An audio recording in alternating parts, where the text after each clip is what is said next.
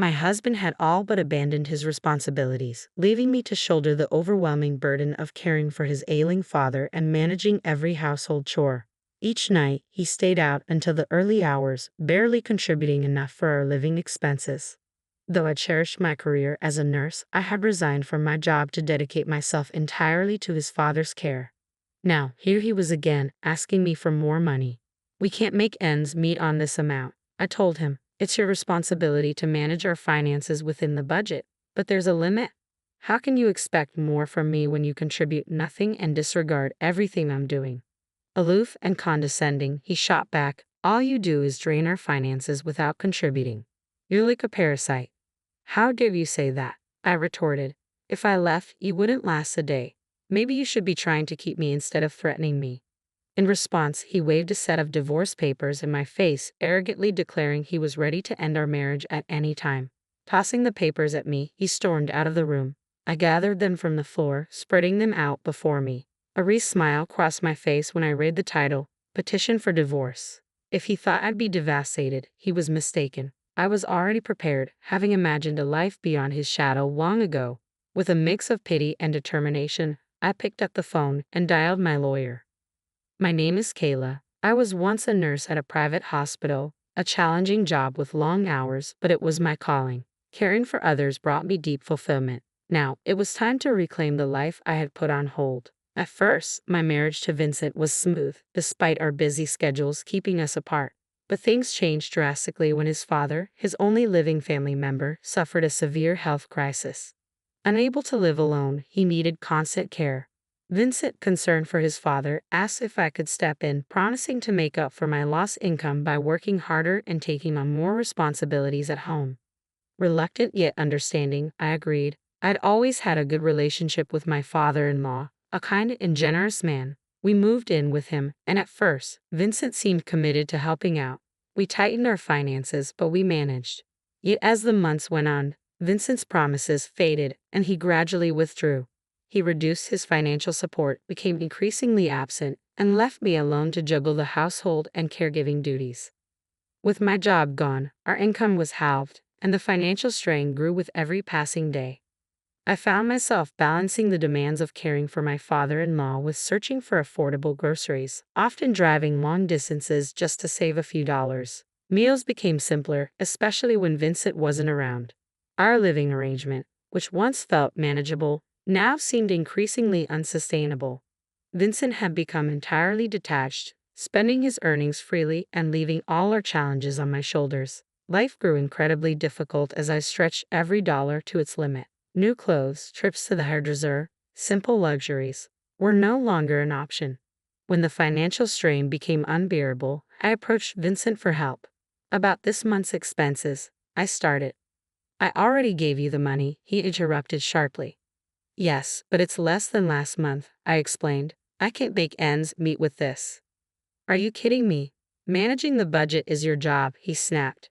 "But the budget is too tight. Ever since I quit my job, it's been a constant struggle," I pleaded. "Please, we need more for the household." He scoffed. "It's my hard-earned money. I'll spend it how I want. Just because you were a nurse, you think you're important. Now you're not contributing financially at all. You're just a parasite living off my earnings. So keep quiet and do as I say."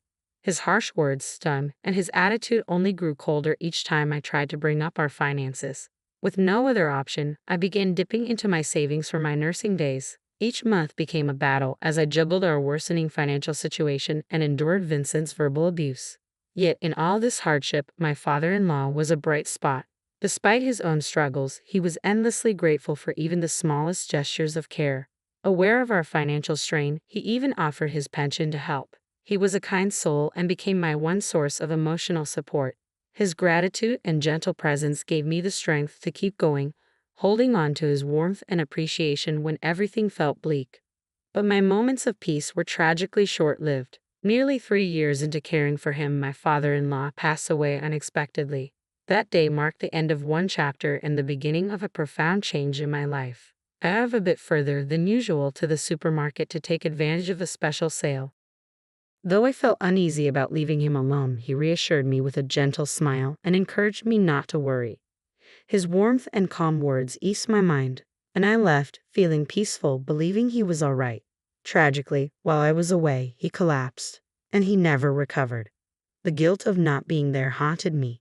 I replayed that decision to leave him alone over and over, and the tears wouldn't stop. Despite the overwhelming grief, I knew I couldn't live in regret forever. I needed to focus on arranging his funeral. Vincent assumed the role of chief mourner but was more concerned with appearances than actual responsibilities, leaving most of the preparations to me. Given the deep support my father-in-law had offered me, I preferred handling the arrangements myself rather than risk Vincent's neglect. Throwing myself into the funeral planning became a temporary escape from the sorrow. The process was grueling, leaving me feeling drained, but it helped pull me out of my depression, if only for moments. While Vincent barked orders 1 minute and watched TV the next, I focused on honoring my father-in-law's memory. At the funeral, many attendees extended their condolences to Vincent, unaware of the reality behind our struggles. They assumed he had been the primary caregiver, saying things like, "It must have been hard to prepare everything so quickly, and you took really good care of him. He was lucky to have such a devoted son." Their well-meaning words stung. Knowing the truth, I kept my composure, responding gracefully despite feeling exhausted. "It wasn't hard at all," I would reply, masking the truth. "He was like a father to me too, so I did my best for him." I held on to the belief that my care had brought him some comfort in his final years, hoping he'd found peace. Vincent mingled with the guests, flashing a practiced smile and exchanging pleasantries. His friendly facade grated on me, as I knew he had done nothing to prepare for the funeral or to care for his father in his last days. Beneath his superficial charm, the truth remained hidden, leaving me to carry the weight of both sorrow and responsibility alone.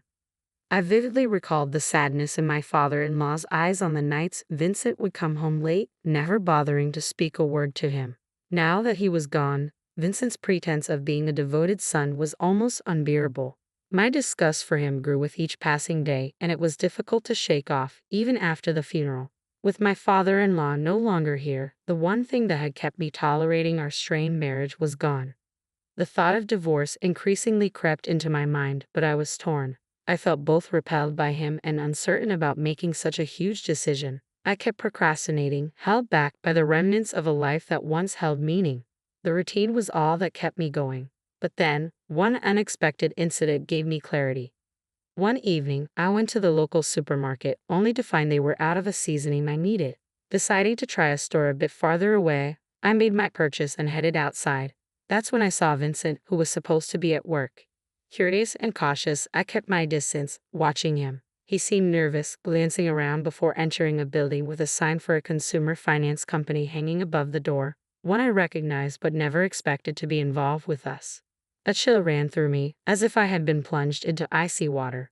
My whole body reacted, but my mind remained eerily calm, piecing everything together. It dawned on me that not only was Vincent failing to provide enough for our household, but his actions were now leading him into serious financial trouble, without my knowledge. The discovery crystallized everything, the reality of our situation, and the way our lives and values had drifted apart. I couldn't ignore it any longer. Vincent had been borrowing money behind my back. The thought of how deep and long-standing his debts were made my stomach turn.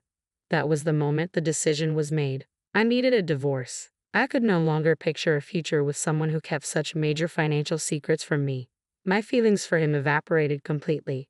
That evening, I waited for him in the living room, the decision weighing heavily on me but clear in my mind. When he finally walked through the door, I didn't hesitate. "Vincent, you're back late." He looked surprised. "Yikes, what are you doing up so early? What's wrong? Can I stay awake?" I asked flatly. "Nothing's wrong. I just want to go to bed," I replied, keeping my tone even. "Of course you do. You've been out until now. After all," he dismissed my concerns. "If you're going to be sarcastic, save it. I'm exhausted from working, unlike you," he snapped. "Right? I'm sorry," I said, my words hollow as the reality of our situation settled in. I paused for a moment to gather my thoughts before speaking. "Actually, I have something important to tell you. Let's get a divorce." Vincent looked at me, stunned. "Ha! What are you saying all of a sudden?" "I've been thinking about it for a while now," I continued calmly. "You've been living off me, and yet you ask how I'll survive after the divorce. You hardly provide enough for me to live on as it is. Besides, as a nurse, I managed before, and I can manage again. If money is such an issue, then yes, I think a divorce is the best step." He stood frozen, speechless, before locking himself in the bedroom. The next day, true to his word, albeit reluctantly, he took a day off and accompanied me to our lawyer. He signed the divorce petition with a heavy thud on the lawyer's desk. Our separation turned out to be simpler than I had expected. Throughout it all, Vincent kept muttering about regret, but I chose to ignore him. Afterward, I decided to return to my parents' home temporarily. When I explained the situation to them, they offered their full support, encouraging me to move forward. Grateful for their backing, I began packing up my belongings, ready to start anew, free from the weight of a marriage that had become untenable.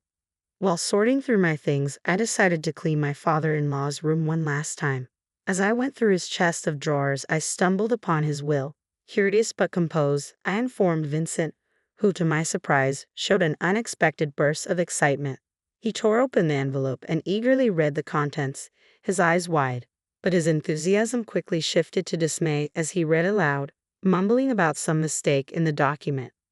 From what I could gather, the will left several stocks, which his father had owned, to me. Additionally, it included a heartfelt letter expressing gratitude towards me. Vincent, in disbelief, protested, "No, this can't be true. I'm the only son. Normally, I inherit everything, don't I?" "That may be so, but the will clearly states otherwise," I replied calmly. "This is ridiculous. This can't be valid," he sputtered, but the signature on the document was unmistakable. The shock was too much for him. He fainted and collapsed on the floor. I quickly called an ambulance, but as I watched the paramedics take him away, I realized I was already detached from his life. There seemed no reason to delay my departure any longer, so I finished packing and left for my parents' home. Once settled, I reached out to one of Vincent's relatives, who had always been kind to me, to inform her about the divorce. She listened intently, her expression growing more pained as I recounted my story. After I finished, she embraced me warmly, but her demeanor was awkward and troubled. She then revealed, in a hushed voice, that Vincent had accumulated a substantial gambling debt long before we moved in with his father. It had started shortly after we got married. His frequent visits to consumer finance companies had even sparked rumors in our small community. Her revelations added new layers of understanding to the struggles we had faced, confirming that my decision to leave was justified. The support from Vincent's relative was comforting, reaffirming that I was not alone in recognizing the difficulties caused by his actions. It was deeply unsettling to realize that while I had been oblivious, others in our community were well aware of Vincent's financial troubles, and the rumors had been rampant. Before moving in with my father-in-law, my life had been consumed by my job. Afterward, my focus shifted entirely to caregiving, leaving no room for social interactions where such information might have come to light. Meanwhile, Vincent had been misleading everyone, confidently claiming that he would swiftly clear his debts with the inheritance he was certain to receive. It seemed everyone in our circle knew about it, except me. The rumors eventually reached his father, prompting him to draft a will that intentionally excluded Vincent, likely to correct his son's misguided expectations and irresponsible behavior. Vincent, who had recklessly accumulated debts across various quarters, was banking entirely on an inheritance that never materialized. When he realized he would receive nothing, the shock was too much for him, and he fainted. After a brief hospital stay, Vincent was discharged and faced the grim reality of managing his debts alone, scraping by day to day. As for me, I returned to my parents' home, took some time to gather my thoughts and heal, and eventually returned to my nursing career. Being back at work, immersed in a profession I love, has been rejuvenating. For now, I have no interest in thinking about marriage again. My priority is my career, dedicating myself to a job that brings fulfillment and stability. The return to nursing not only marks a return to normalcy but also a step toward rebuilding my independence and focusing on my well-being.